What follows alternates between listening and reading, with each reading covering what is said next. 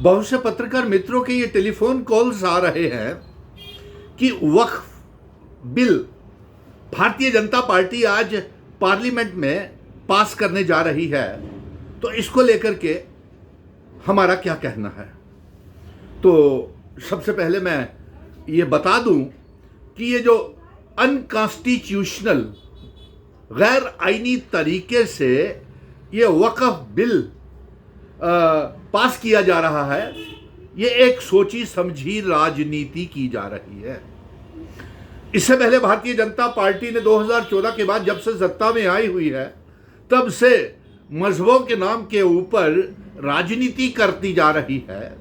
कभी मस्जिद की खुदाई करती है, कभी मंदिर के नाम के ऊपर, और अब स्तर इनका इतना गिर गया कि अब पूरे देश को कमजोर करने के लिए मजहबों की राजनीति करते करते, देश को कमजोर करने के लिए मजहबों की खाइयां और नफरतों को बढ़ाने के लिए यह वक्फ का बिल पार्लियामेंट में पास करने जा रही है। अफसोस है। और इसके साथ साथ हम ये कहेंगे कि ये क्या देश को बांटना चाहते हैं मजहबों के नाम के ऊपर।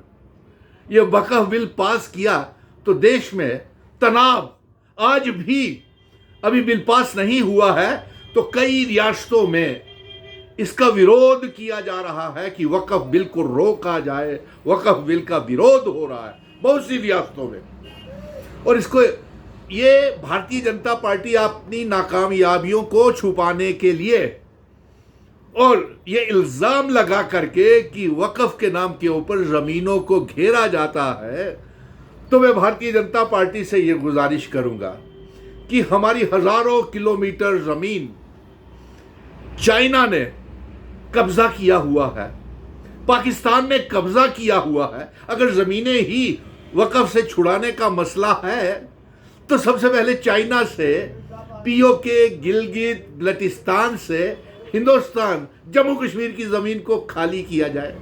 उसकी तरफ आप ध्यान नहीं कर रहे, और फिर अपनी नाकामयाबियों से भटकाने के लिए देश में बेरोजगारी का मसला है, गरीबी का मसला है, महंगाई, बढ़ती हुई महंगाई का मसला है। हर रियासत के, हर राज्यों के अपने अपने मसले हैं। कहीं किसानों का मसला, कहीं आतंकवाद का मसला, उसकी तरफ आप बेबस हो गए हैं। और उसको छुपाने के लिए हमारी नौजवान बर्बाद हो गया, बेरोजगार हो गया। अपनी नाकामयाबियों को छुपाने के लिए नोटबंदी भी आपने की थी, उसका बिल भी पास किया था। क्या फायदा हुआ उसका, बताइए। एक बिल, एक हमारा जम्मू कश्मीर में भी अनकॉन्स्टिट्यूशनल से तरीके से रियासत तोड़ दी आपने। खूबसूरत महाराजा हरि सिंह जी की 200 साल पुरानी डोगरा रियासत को आपने तहस नहस कर दिया, बेच दिया। हमारे power project, mining, liquor mafia आ गया, रेत, बजरी, पहाड़, पावर प्रोजेक्ट सब ले गए, दरबार मूव रोक दिया। अरे भाई, क्यों देश को नीलाम करने के ऊपर लगे हुए हैं। और ये वक्फ बिल जो है, ये बहुत खतरनाक बिल है। इससे दिलों में दूरियां बढ़ेगी प्रधानमंत्री जी। मजहबों के बीच में नफरतों की दीवारें आप खड़ी कर रहे हैं। हिंदू मुस्लिम की राजनीति करते करते आपने इतनी गहरी खाइयां खोद रहे हैं कि लम्हे खता करेंगे, सदियां सजा पाएंगे। ऐसा मत कीजिए, वक्फ बिल को पास मत होने दीजिए। यही मेरा आपको संदेश है, पैगाम है। अगर जमीनें खाली करवानी है तो पीओके, गिलगित बल्टिस्तान को आज़ाद करवा के जम्मू कश्मीर रियासत का हिस्सा बनाए।